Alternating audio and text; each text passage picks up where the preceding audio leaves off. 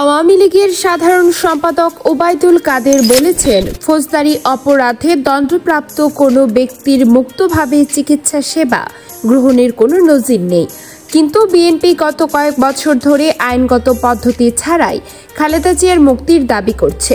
এমনকি খালেদা জিয়ার শারীরিক অবস্থা নিয়ে গুজব ছড়িয়ে জনগণকে উস্কানি দিচ্ছে এবং আন্দোলনে ব্যর্থ হয়ে জনগণের কাছ থেকে করুণা আদায়ের চেষ্টা চালাচ্ছে।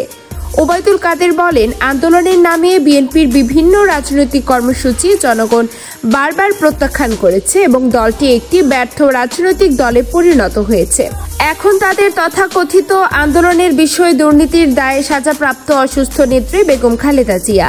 তিনি বলেন, খালেদা জিয়া একজন দণ্ডপ্রাপ্ত আসামি হওয়ার পরও শেখ হাসিনা তাকে নিজ বাসায় থেকে দেশের সর্বাধুনিক বেসরকারি হাসপাতালে চিকিৎসা গ্রহণের সুযোগ করে দিয়েছেন। সেখানে দেশি বিদেশি বিশেষজ্ঞ চিকিৎসকের তত্ত্বাবধানে তার উন্নত চিকিৎসার ব্যবস্থা করা হয়েছে। তিনি আরো বলেন, সংবিধান অনুযায়ী আইনের দৃষ্টিতে সবাই সমান। খালেদা জিয়া দুর্নীতির দায়ে সাজাপ্রাপ্ত আসামি। সংবিধান ও আইনগত প্রক্রিয়ার বাইরে একজন সাজাপ্রাপ্ত আসামির মুক্তির দাবি ধৃষ্টতা ছাড়া কিছু নয়।